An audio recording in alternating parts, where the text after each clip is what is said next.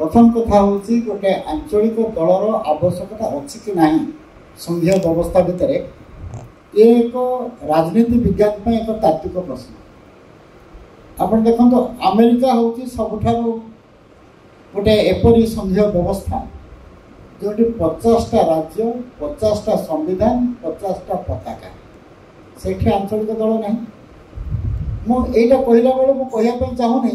जे भारत में आंचलिक दल सृष्टि हवा भूल बोली बरं भारत वर्ष जो पृष्ठभूमि में आंचलिक दल सृष्टि होती समर्थन करुच्ची स्वागत भी करुच्ची आगामी दिन में जदि सेपरी आंचलिक दल अभ्युदय घटे स्वागत कर आंचलिक दल आमर ओडिशा रे बहुत आंचलिक दल होती 4टी दल शासन क्षमता आसी गणतंत्र परिषद जन कांग्रेस उत्कल कांग्रेस विजु जनता दल एमाने एकक भाव हो मिलित भाव हो 32 वर्ष शासन किंतु आंचलिक दलर अभ्युदय जिते 50 व 60 दशक है गणतंत्र परिषद रजा राजुड़ा मान क्षमता रही गोटे दल करते जन कांग्रेस उत्कल कांग्रेस उभय चरित्र थिला समान कांग्रेस भितर विद्रोह भितर समान सृष्टि होता विजु जनता दल जो सृष्टि है भारतीय जनता पार्टी सांगरे मेंट करके क्षमतार भागीदारी होगापी विजु जनता दल कंडी भितर सृष्टि है आज आम भारत वर्ष देखुचु जिते आंचलिक दल अच्छा से 3 भाग विभक्त गोटे प्रकार आंचलिक दल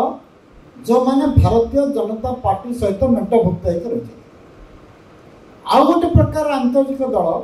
जो माने भारतीय जनता पार्टी तार केंद्रीकरण व्यवस्था तार सांप्रदायिकवाद तार एकछत्रवाद तार विरुद्ध संग्राम कर आउ गोटे तृतीय प्रकार आंचलिक दल अच्छा जो माने निजर दलीय पृथकता रही किंतु भारतीय जनता पार्टी को से विरोध करना शासन में थिला बेले करुनथिले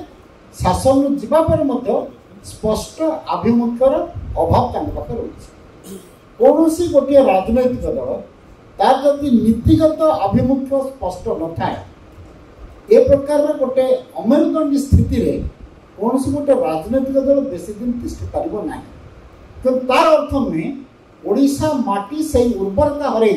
राजनैतिक उर्वरता हरई जो आंचलिक दलर अभ्युदय घटो ना अभ्युदय से घट अतीत जो घटीला सेटा हूँ जे गोटे हूँ जे केन्द्र अर्थनीति जो अर्थनीति रे ओडिशा अवहेलित होता जो अर्थनीति रे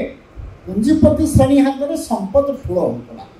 ओडिशार जो अभ्युदय लाभ कर पुंजीपति श्रेणी से वंचित होते उदाहरण हिसाब से मासुल समीकरण नीति बड़बिल राउरकेला गले रेल भड़ा रेल मासुल जी पड़ो बड़बिल जदि बम्बे जीव से पड़ो आ विरुद्ध विद्रोह हम ना हेनी से मानसिकता जो रोला एवं से समय सरकार जो नीति जोगे दरदाम वृद्धि हो बेकारी हो अन्य सब कारण जन असंतोष होता विरुद्ध संग्राम होता यहीटा जो ओडिशावासी विरोधिता तत्कालीन केंद्रीय व्यवस्था विरुद्ध जो ओडिशार पुंजीपति माने जो मैंने अभ्युदय लाभ करता पुंजीपति माने सहित निजक सामिल करते विजु बाबूर जो ओडिशा विकास स्लोगान जो नेतृत्व तार पृष्ठभूमि में एक कथा ही रही आज पुणी तार पुनरावृत्ति घटुची जदिव अर्थनैतिक उदारीकरण आसवा परे से उदारीकरण को आंचलिक स्तर पुंजीपति माने स्वागत कले ताको निजर विकास मार्ग बोली विचार कले एवं जातीय स्तर एकचाटिया पुंजीपति सेमान सहित सेमानकर आपस कारबार है किंतु से अवस्था तिष्ठु ना जो कथा पूर्ववर्ती वक्ता मैंने कहते कारखाना होरईकरण हो दलित आदिवासी ओबीसी एमाने संरक्षण पाऊना मेसीन लगुच कर्म नियुक्ति ना यही जो परिस्थिति ये असंतोष सृष्टि कर आज दिन में 3टा प्रसंग उपर संग्राम गोटे हूँ अर्थनीतिर जो उदारीकरण आ विरुद्ध संग्राम एवं उदारीकरण अर्थनीति अंतर्जातीय क्षेत्र में आज विपर्ययर सम्मुखीन होगा जाऊँगी कारण जगतीकरण आज कोलाप्स कर विशेषकर अमेरिका राष्ट्रपति ट्रंप नीति द्वितीय कथा हूँ जिते बड़े अर्थनीति यही अवस्था को जाऊँगी अर्थनीतिर संकट आसी समाज रे असंतोष विद्रोहर स्वर उठा हूँ स्वाभाविक।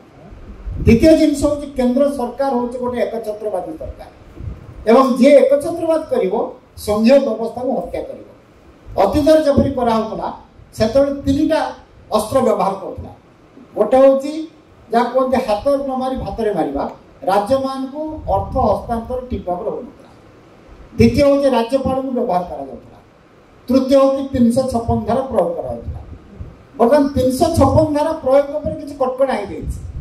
कि अन्य दुईटार प्रयोग हो बर्तमान मिस जाइए ईडी सीबीआई आईटी से सब निर्वाचन कमिशन से सामिल हो गले। तेणु ए परिस्थिति माने एकछत्रवाद विरुद्ध में संग्राम एवं तृतीय कथा आसूची गोटे आमर समाज आज जो सांप्रदायिक राजनीतिक समाज को विपन्न कर से समाज रे निश्चित भाव संग्राम जो राजनैतिक शक्ति अर्थनैतिक उदारीकरण विरुद्ध अर्थनैतिक प्रसंग पर संग्राम कर एकछत्रवाद विरुद्ध संग्राम कर सांप्रदायिकवाद विरुद्ध संग्राम कर से राजनैतिक शक्तिर प्रासंगिकता रही। यही प्रासंगिकता बहन करुवा जदि कौन से आंचलिक दलर अभ्युदय घटे से शक्तिशाली होगा सेपरी एक आंचलिक दल को स्वागत कर आवश्यकता रही। नमस्कार।